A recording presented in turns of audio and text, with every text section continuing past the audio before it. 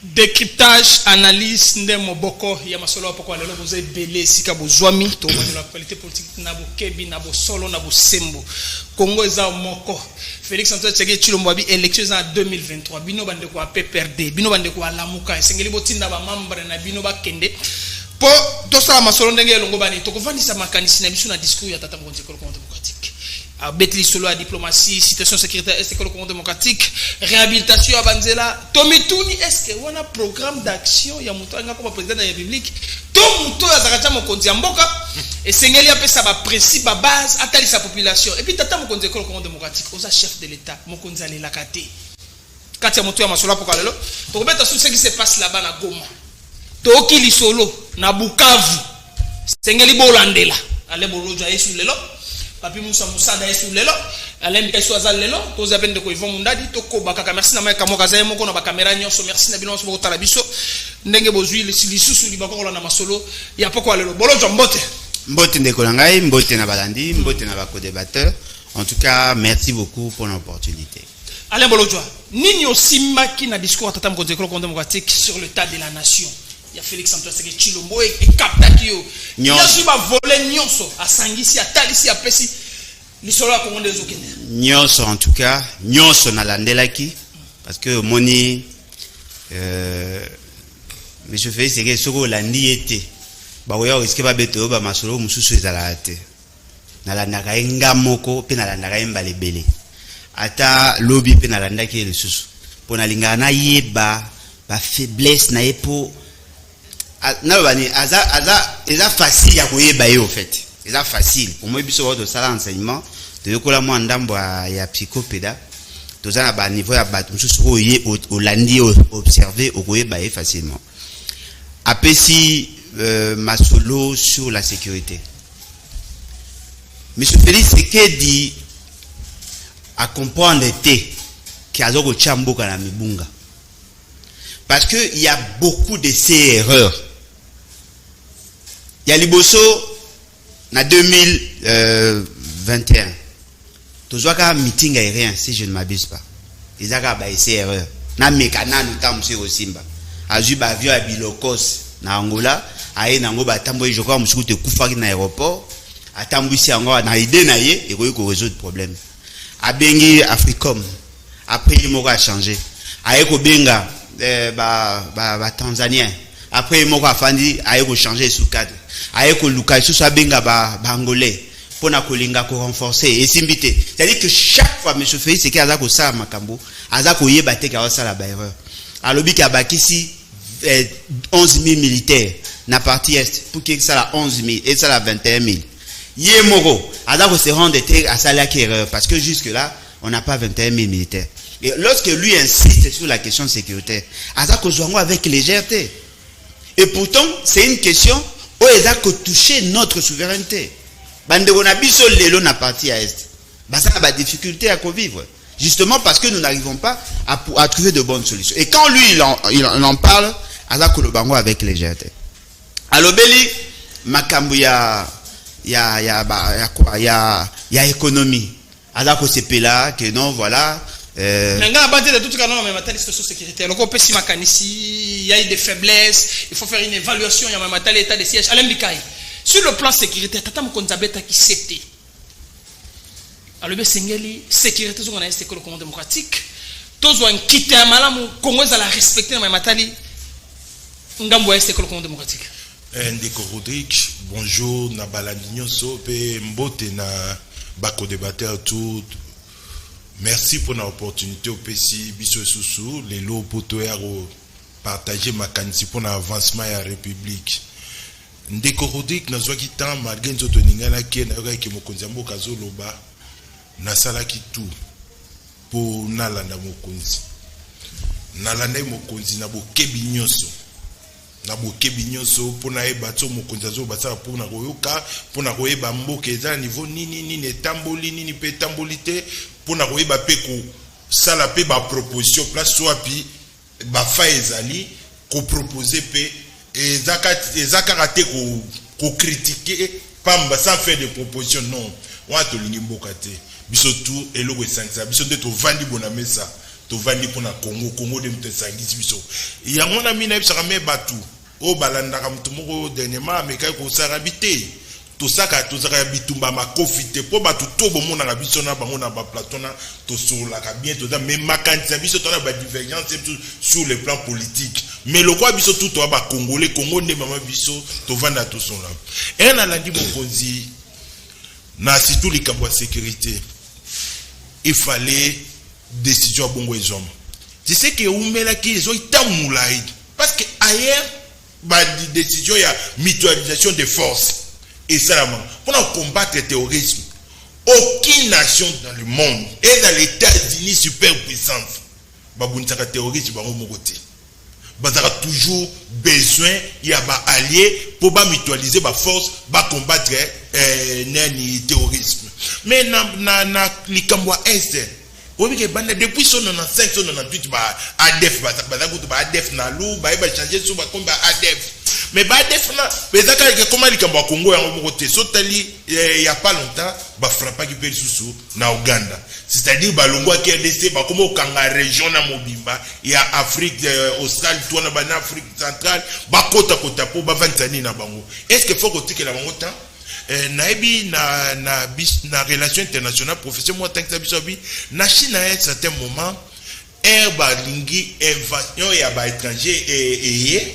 batona ba yokani babite nous devons mettre nos différents côtés tout ça voilà notre ennemi commun to combattre un ennemi après nous allons ça veut dire que ça appel na bandeko fayulu bandeko mususu to sangana pour to mettre ennemi na biso libanda ya Congo ndeko fayulu ka te congolais parce que na lobby à congolais likambo ya sécurité ça likambo oh ya parti boté parti songoloté et autres la biso ça likambo bato ba okufa na est et abandeko na biso et ça te que oh mutu bona boy politique to koloba politique to ko ça mais place ba oboma bandeko pe ba étranger ne bato ba oboma bandeko ce que ça que oh rébellion des po ezoboma batu po ba ko pouvoir to ba libérer population to ko comprendre tina ba bomina bandeko biso est et pas parce les amis mais aujourd'hui décision au chef de l'État azui il y a sangisa ba force na armée ougandaise pour combattre batona mais les bilan ils ont monana bazo panza bango batona tout ba koti na bakana bazamba place bazali mais on a bande ko ba lobela mote. Merci beaucoup Papi Moussa Moussada babi Félix Tshisekedi Tshilombo a hérité kaka situation il y a insécurité dans l'école démocratique donc Kabila tant na pouvoir sengela na AP sa ba dose ya malamu pour aussi ça makambuana mais dimension à laquelle azo na ba stratégie ndembika lobby azo pesa makanisi pour na solution ezaka kamabe ale moi muka Papi Moussa ndeko na sepe na boyamino ya tongwa lelo na pesi ba débatteur mbote na besi balandi nyonso to ba Holanda na itando ikebisika bali ba mbote belé Yambo na développé dans nos sujets très importants où il y a sécurité. Je commence tout d'abord à fustiger un comportement tout qu'on regrettait par rapport au régime Tshilogilo Oyo. Hier, na leki à 20h, 19h passé presque 20h, la banque moko en place sawa. J'ai trouvé le militaire, Libanda et même les officiers supérieurs en tenue, bien galon.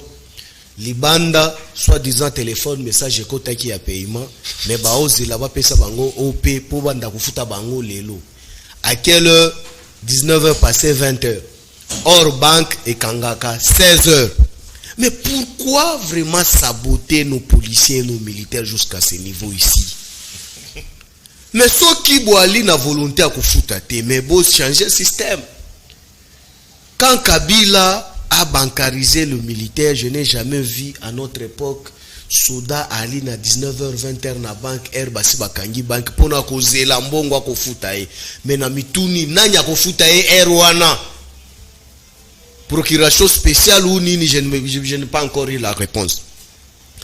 Yami balé et ali que toi ko comprendre que non bande konabiso oyo bali ko kamba mikolo yo bali déterminé pour discréditer ou soit pour nous mettre batu o bali ko communiquer pour nan deko Kabila libanda pour que bango balo bakali susute lo lenge na biso communiquer et ali ko cha batu mal à l'aise mingi parce que to ali ko ebisa kongomani bosolo makambo ali ko likana gestion ya mboka we omoni que parmi nous les communicateurs il y a précisément ya PPRD menacé na makambo nyonso tout justice menace physique consort na butu ya lobi bomoni pe lisusu secrétaire permanent na biso adjoint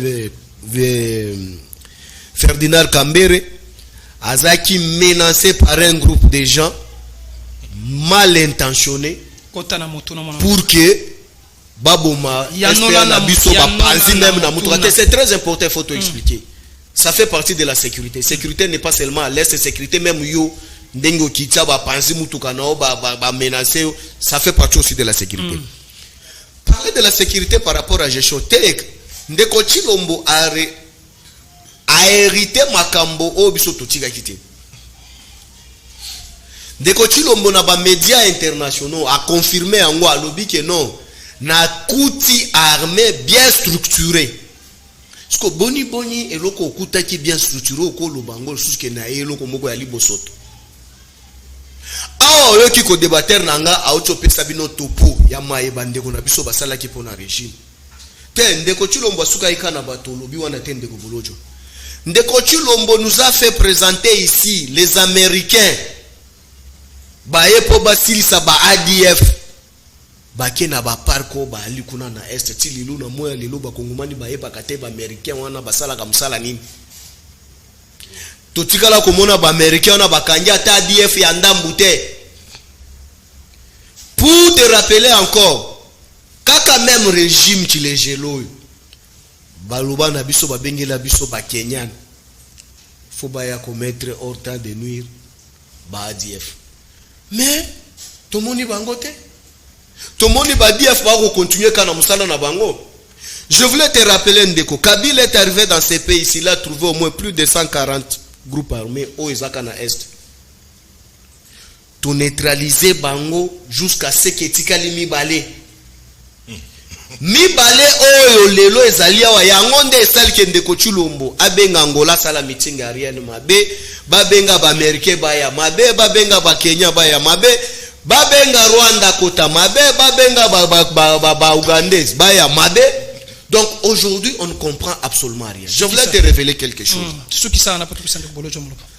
Oyebike Ndeko asali nanu lukuta ya liboso ke non même ba Americain ba combattre ka terrorisme bango moko te ba benga kaka ba Libanda.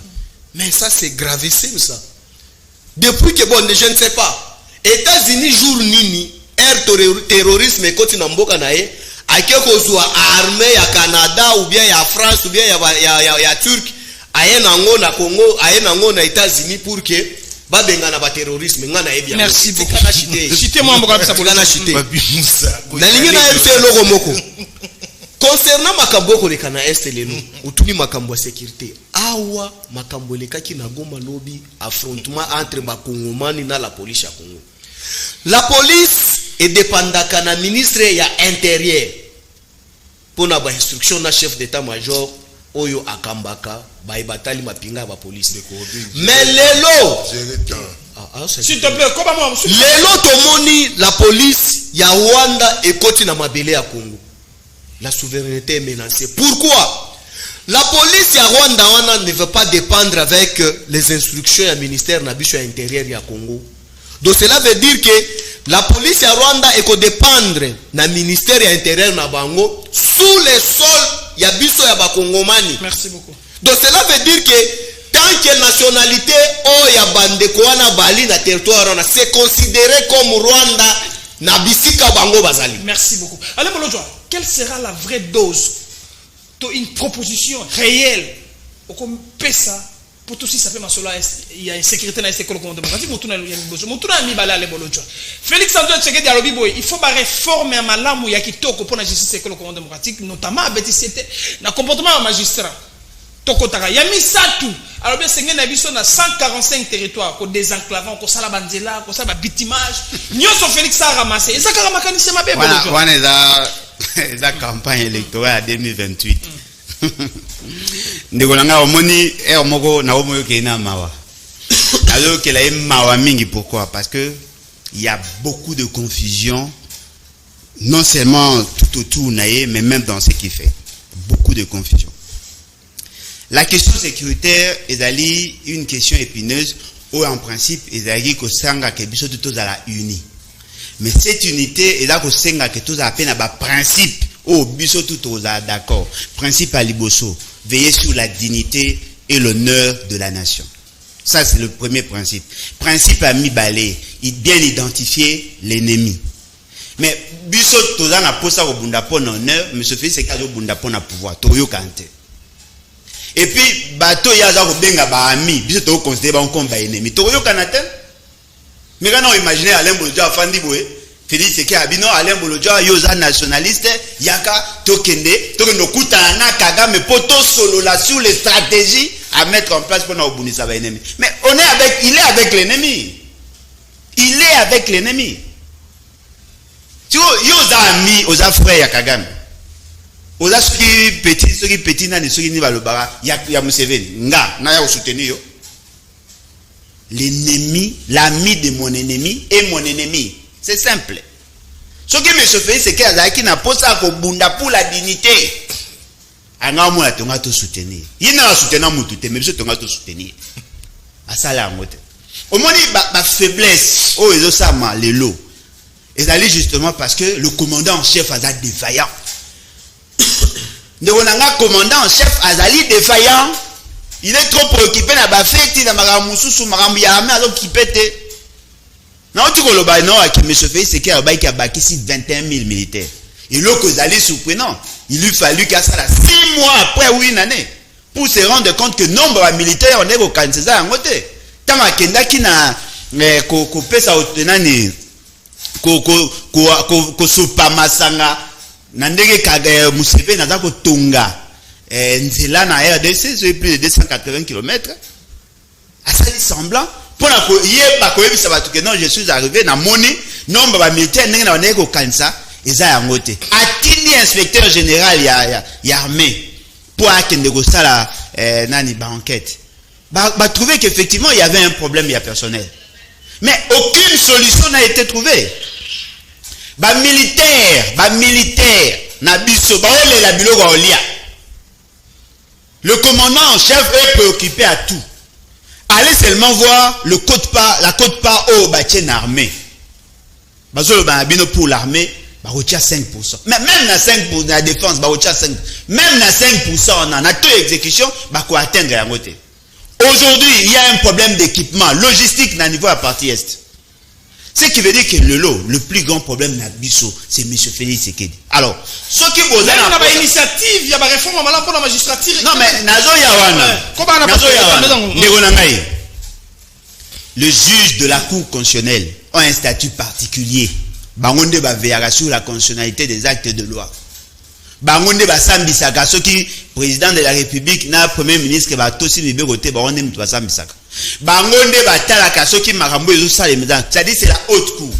Boyoka sangote que deux juges ya cour constitutionnelle se constituent qui comme des plaignants contre M. Félix Tshisekedi. Le juge de la cour de cassation, le juge sambisi ba dossier. N'est-ce pas que Boyoka sangoke M. Félix Tshisekedi a libéré ba criminel par la grâce présidentielle? Tu vois réforme yazo linga sa réforme.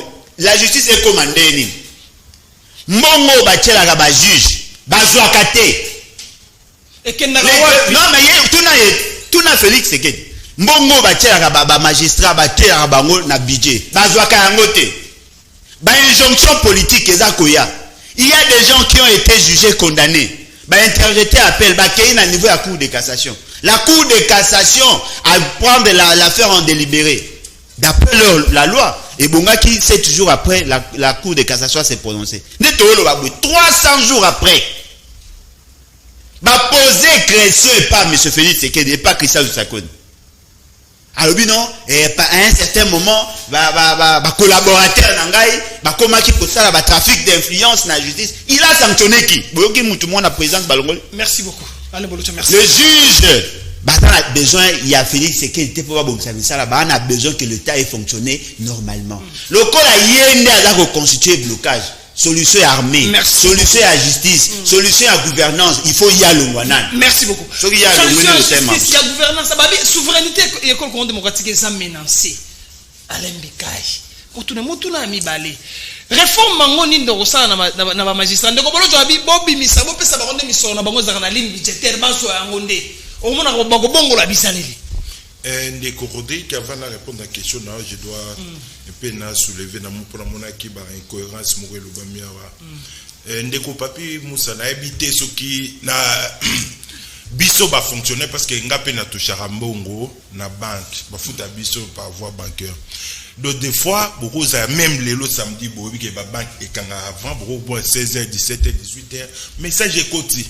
Mende na abona pia ka message écouté 18h 19h pour na ke benda likonda na besoin et ani na zelani so na mokele na ko kezwa na ke kozwa so na mokele obi na kezwa dire que non ba banque kangara ni po mtozo mbongo ne non so message écouté banque za besoin to ke na guichet so zora na ko kende na distributeur kota na motuna mona mboka tika ko ndeko etando za ngonga évolue mon alors ndeko Papi Musalobi ke Kabila tika des groupes armés des groupes armés atika ko tengela biso ba kombo nango ezala ki o api ya Ituri to na Nord Kivu to na Sud Kivu vous montez la lokuta des groupes armés o Joseph Kabila atika abi Africom basoda ba américain ba ya batika la bakota kuna ndeko Papi Moussa pourquoi dire ça ba américain ba mata bazonga ba ki kozwa renseignement ba ki na cadre renseignement o ebité ba bakote batali bakena S bakenda na S batali babi ba renseignement ba ki te po basa la guerre ba bunta batote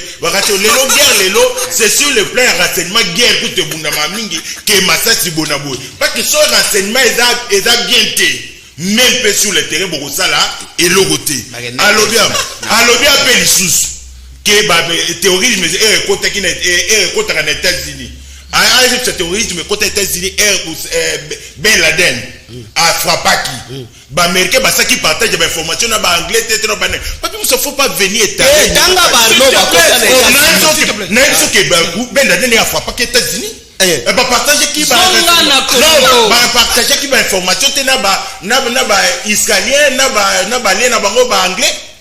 Voilà Papi Moussa, il ne faut pas venir mentir la population. Des enclavements 145 territoires. Oui mon cher. Quelle sera faisabilité dans nos années? Mon cher, oui que Congo est un état moko unitaire mais fortement décentralisé. Ouais, c'est la constitution de la République. Mais et là, on a banda tozo la constitution il y a 2000, il y a 2005, 6, il y a 2006. Si les lots, ba territoire na biso kendo mona. Et ça va village. Sauf que même dans les pays voisins au côté na ba village au kati na ngam na village ambo comme tous na territoire ambo comme tous. Mais on est pas la biso même bâtiment administratif. Souveraineté on a et mon tamalani. Même bâtiment administratif est à la raté. Même bâtiment administratif peut-être sa souveraineté en boka au côté en boka kuti bâtiment moko bien bonabo biso ba congolais ti lelo 60 ans yango Félix Alaki biso ko tonga lelo sko président na gouvernement o eza dirigé na Sama Lukonde bazil projet et à développer ba territoire na biso c'est-à-dire quoi ba territoire ko eza quoi et on a osenga eza lo quoi ba nini o ba na 5 chantiers o ba ba ko ba hôpitaux na ba territoire nyoso ba salé lo côté. Mais cette fois-ci,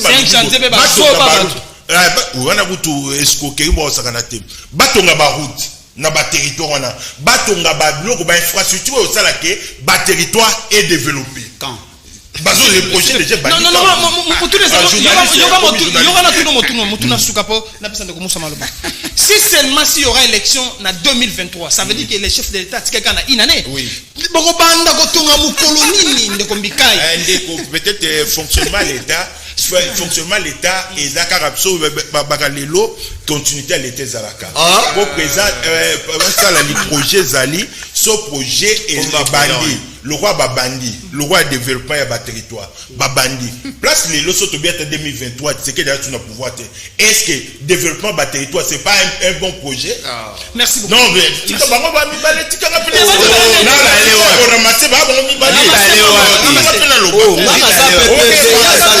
expansion à terme cher. Merci beaucoup. Comment mon et ndeko bolo joto loba yeba ke na cour constitutionnelle. Nyoso ba décision na ba zokasio majorité ne ba vanda ka bongo ba vandi ba zui ba kutani ba lobi bonabo batala ka siko majorité za pour décision na to contre ce qui majorité za contre cette décision décision mo ba nge ba zoto ba ta bonabo ekuyaka Mais à lobby que des juges sont basés qui n'y va se construire qui n'a pas plaigné contre Félix Tshisekedi. Mais est-ce que majorité, parce que majorité votre parce que minorité. Majorité. S'il te plaît, allez, Mon Dieu, le droit des juges au la majorité. Non, nous avons avant les qui arrête. Non. On va arrêter, on va mettre en il faut pas siéger à la majorité. Mon amboka Mikai, Natunio Motuna, ce qui est élection en 2023. Ngonga nini bogotongela biso beaucoup désenclaver 145 territoires. Mais merci beaucoup. La personne qui n'a pas projet et merci beaucoup. Mais nous sommes comme tous. C'est qu'elle défend. Au premier ministre à l'attaque, merci. Au premier ministre à l'attaque, ils ont déjà pour. Mais tu t'en as s'il te plaît, Moussada. Tozo kende babi Congo eza obemoko. Ota la situation secrétaire et pas, ota la sociale bato bazangi mino bato ba okufa. Est-ce que bino bayi politique mukoni bogocha politique na bino ezala tourner autour ya bosenga la population école contemporaine. Ndeko oyebike bandeko ba okamba na pouvoir et ali pasi confusion na koyoka na ndeko na biso chilejelo vraiment je ne comprends absolument rien. Na pecho ba kombo c'était Kadeko na Kodeko na comment on dit ça Kodeko na ezaki Kodeko na M23 to bengani eye kozonga sko awa siko eza Kodeko na comment mon mboka ya no la pesa la piste de solution les deux groupes armés etikala ya ngonde etokisi bino bo merci beaucoup FPCI na mon mboka s'il te plaît tika koba voilà Koba Mouamboka Moussada. S'il te plaît, je voulais te rappeler tout d'abord que non. Lorsque Batouba se constitue en partie civile, on n'a pas besoin d'avoir la majorité pour porter plainte. Élément d'état, il faut comprendre. Lorsque tu ne comprends pas procédure des droits, il ne faut pas s'exposer sur la place publique. Au Kosaki Batoua au lobby que non, Amérique atikala kosala kubengana ba terroriste yemoko abenga hakabat. Mais je m'attendais que non. Osama Akota, il fallait nous expliquer ba armée nini bakota na États-Unis pour ba bengana ye. Alandi Osama na Afghanistan na ba américain. S'il te plaît.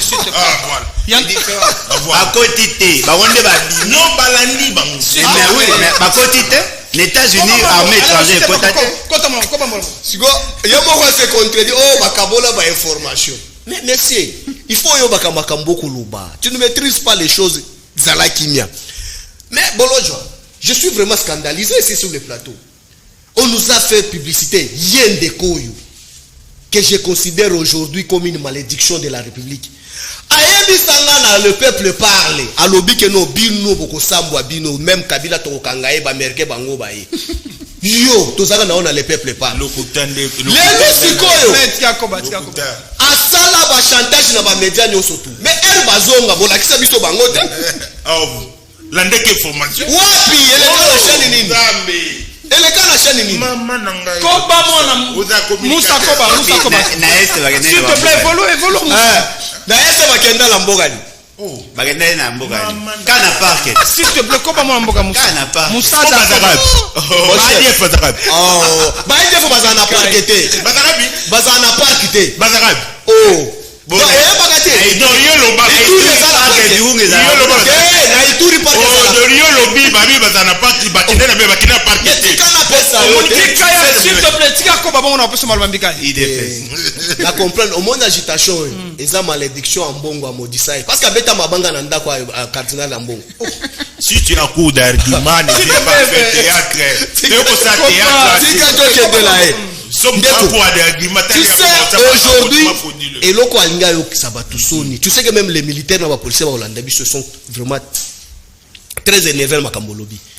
Yoka ba fonctionnaire na procédure ba futa ka ba militaire tout da pour ton information za ndenge moko te na banque. Maman nangai. Oui, je t'explique. Explique-moi. Ouais, voilà, ça là. S'il te plaît, tika Koba. Moussa pour aller tozongi na siche na biso. C'est très important. Militaire na bundaka. Yopo ya il faut police sécuriser aussi. Lorsque message est continue na téléphone, il faut bazwa ba OP na bango baya ko confirmer na banque po banque banda ko futa bango ezalaka automatique te que non militaire aye lokola message ko tangi na téléphone ake na cash nini ake ko bimisa mbongo c'est faux bakolanda nga bayebi ndeko tozongela makambo na otuna kingai ndeko lelo problème ezali awa bandeko na biso ya gestion ya lelo yo baali na ba levier de vitesse na maboko na bango te ndeko Tshilombo akoloba na biso ba réforme mais ba réforme akoyeba lolenge bakobandela wapi bakosuka nini. Il s'agit de quelle réforme? On ne maîtrise absolument rien.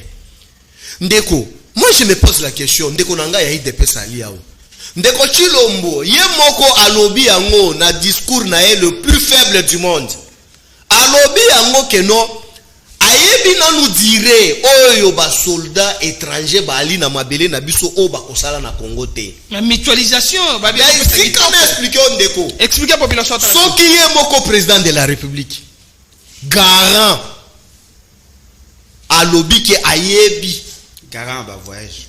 Oh, to kontele comme déjà abakisi de mususu. S'il te plaît mon ambo akoba 172. Soki lelo ye moko alobi ayebi mikolo oyo ba militaire bakoti mukolo bakobima te ndeko ngana loba nini. Et puis lelo ndeko akoloba ke non souveraineté ezalaka représenter na bâtiment. Mais ndeko, mais IDPS nous amène où? La souveraineté de l'État se présente dans le bâtiment. Oui. Alobi que souveraineté est menacée. Messieurs, je me répète, c'est moi qui l'avais prononcé ici. J'ai dit que la souveraineté était menacée parce que les policiers à Rwanda bakiti na Goma. Na Goma ba bâtiment ezate. C'est ça. Toi comme toi, la souveraineté se présente. Ndeba la question pas Kabuya. Avant si on a su en état na la non souveraineté à l'État et se présente na bâtiment. C'est ça la souveraineté. Est-ce que tu comprends tout d'abord la définition de la souveraineté? Non, mais attaque S'il la te question. plaît, s'il te plaît, Je peux pas laisser parler de n'importe quoi. Oh, mais il y a lobby n'importe quoi. Non, faut recadrer. Non, spécialiste merci, bêtise. merci, Oh, merci. oui. Moussa, ce que ça peut aller qui ça, s'il te plaît? Apparemment, ça contre S'il te plaît, s'il te plaît. Tu ça. sais que Merci beaucoup. On parle à la République. Tu sais que ba étudiant na ba étudiant ti ba kolanda biso. Ndeko nanga yoyo mubuka akosi alobi que non la souveraineté se présente en bâtiment. Ndeko. Tika na muna chité ndeko. S'il te plaît, mon frère. Allez bolojo. Allez où va les choses? Est-ce que toi qui ne tout dormir ou bien c'est na biso to zonga sima to vanda to sola entre congolais pour trouver solution malamu. Magamba osola to ta ngo sima mais faut essayer à longwana.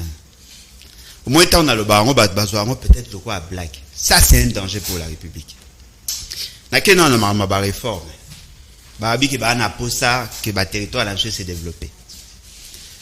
Ce n'est pas comme ça on fait la politique publique. Le politique public, ils ont des exigences. Première des choses, les territoires, ils ont entité territoriale déconcentrée. Leur fonctionnement, ils allaient différents na ba entité décentralisée ou ils ont na quatre ba territoire na quatre ba territoire toi na ba secteur na ba chefferie yango ils allaient ba entité territoriale décentralisée ce qui bazaki na batu ya mayele oh ba yebi le fonctionnement le territorial ba yebi le développement ba nga ba ça ni ba nga ki ba financer les secteurs et les chefferies. Développement à bas secteur na chefferie, na ba commune rurale, n'est pas développement à bas territoire.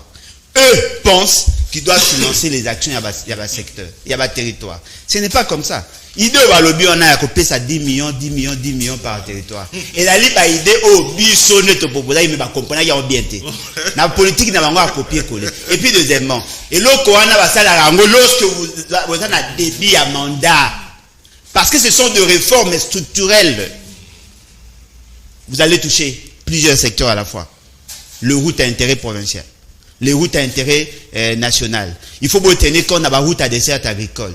Déjà, par rapport à la cartographie à Congo, nous avons plus de 155 000 km de route. Où est allé dans 4 territoires.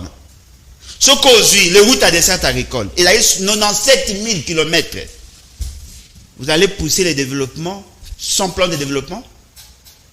Quel est le plan de développement? Ils veulent enclencher quel type de développement?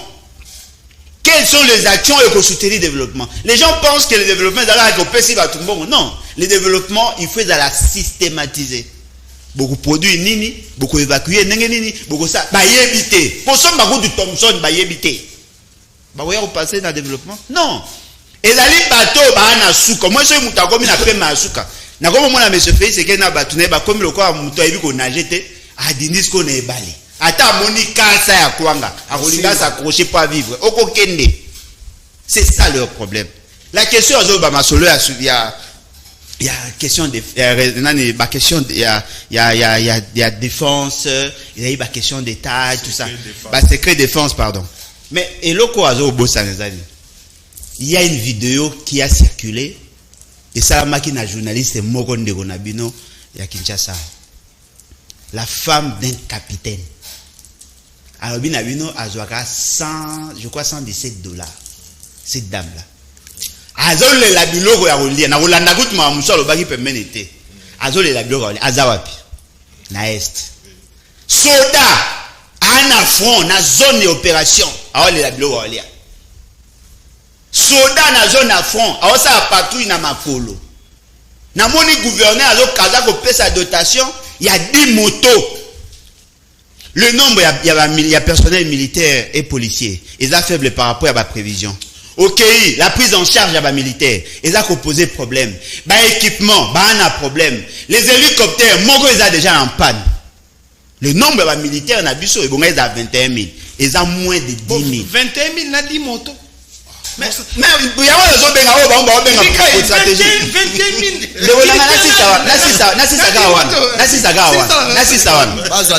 Alors que la mutualisation est fort.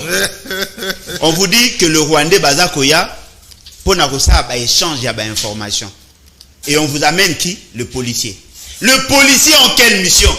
De sécuriser le Bantou et leurs biens. Aujourd'hui, nous serons sécurisés par le Rwandais. Lumumba est mort pour rien. Lumumba va couper pour rien. Nos ennemis vont sécuriser Biso. Ceux qui ont tué le Congolais. Rwanda wana zwa basi ya mibimba dinda akunda baona mabulu. Ba pasola ba dingola mso mabumu. Lelo to komi ko sécurisé par le Rwandais. Ceux qui sont sécurisés par le Rwandais. Ce qui veut dire que M. Félix c'est que des défaillants. Merci. Alors ça sert à rien. Merci beaucoup. Mbikai. Oki bolo jao lela. Abi apparemment bozo ko gérer le Congo démocratique té. Na mai matali sécurité. Président Zoutou ba ko gante ba gérer ka pays. Mbikai, qu'est-ce qui se passe au juste? Monsieur, moi je suis républicain. Merci beaucoup. Je défends la République. Merci beaucoup. Je ne pas défendre les ennemis. Au défendre Je ne laisse pas menteur le roi Bandeko ba eboy. Tala na muto roi Papi Moussa. Aïro sabi azo de faire policier na ba nani. Mais il ne ba futa bangote. Mais azo tchape makelele. Abi listing et que dans la banque. Par exemple, le Rwanda n'a été nana we bati. C'est un service et que nara et que des pour banque le message. Papi Moussa n'habite sur sala ce que au sala pe au le kata na ba fo na misala pa mbate au zaika mbala mo na pepe de ba chef. Na nini soke liste soke na banque yo we bati. Banque azo sisa bani na etu ba opération etu. Ndoro mo na message e pa nga Alain Bikani. Que non Alain Bikay contre l'accrédité et aux accrédités bonaboui. Na côté les matins de la boue, na ken alandi. Est-ce qu'on y a dans la motuna? Na les ressources humaines. J'ai parlé des OP. Les OP. Alors que les OP quand on fait la biso, on fait la OP kende. Mais tu me contredis en quoi? Banque continue le message. Mais tu me contredis en quoi? Merci beaucoup. Non, yoka. Mais c'est ça que moi j'ai dit. On peut pas que on peut pas sortir na banque. Voilà. Est-ce que Congo est un normal? Est-ce que Congo est un normal?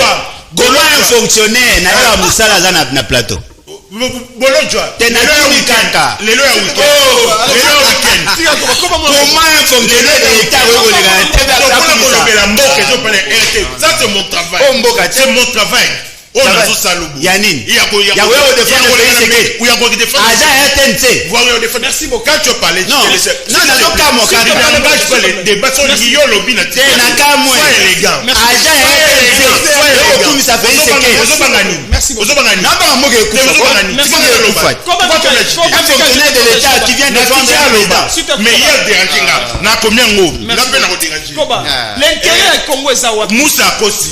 Oh. Abi ke kiseke dia lobby a évité ngonga ba ça aloba qui na discours na position tout on a ko veiller c'est que a ko veiller aloba ite ki a évité a ko veiller na table ça là oh mais c'est qui veut dire qu'il y a non parce que aloba kiseke pour déformer maloba alobi a ko veiller c'est que on a bango eza mulaite a évité il faut ennemi faut pas dire faut pas ça objectif mais va déranger s'il te plaît botika ko bato déranger il faut ébabler le qu'on a nani nazolo bela mo petit que terrorisme et tant côté combattre terrorisme quand bango moko et azolo baké nana lobby kana ba américain ba combattre ba toujours besoin na batu ba balé na bango ba dai bango na soki bato na renseignement et ça une mutualisation de force voilà bato bazo koloba na TV a déformer maloba na lobby ba bâtiment et ça peut ba symbole de souveraineté quand tu arrives quelque part kuti territoire total na ba réseaux sociaux okoke na lojabo okoke na saka ne pas na okuti moi bâtiment bo mke ba komi République démocratique du Congo pendant 18 ans ba koketa ko développer bloc on a te ko tonga ta bona c'est pas ça aussi la souveraineté ngalobi nalandaki nani abe nani monseigneur Utembi après rencontre on a chef de l'état le baki a rappelé Batuké il y a un temps pour se quereller il y a un temps pour la faire aussi la paix étape de l'écart Rwanda Uganda baba nani ba voisin na biso nous sommes condamnés à vivre avec eux ba nation sous le quoi ba Allemagne na le ba France qu'est-ce que l'Allemagne n'a pas fait la France merci les mon cher tala ba ça 20 minutes pour moi notre la défenseur mais est-ce que pour le développement tu Canada tu continues après réparation voilà au lobby c'est après réparation au lobby na tikela ba mama be bien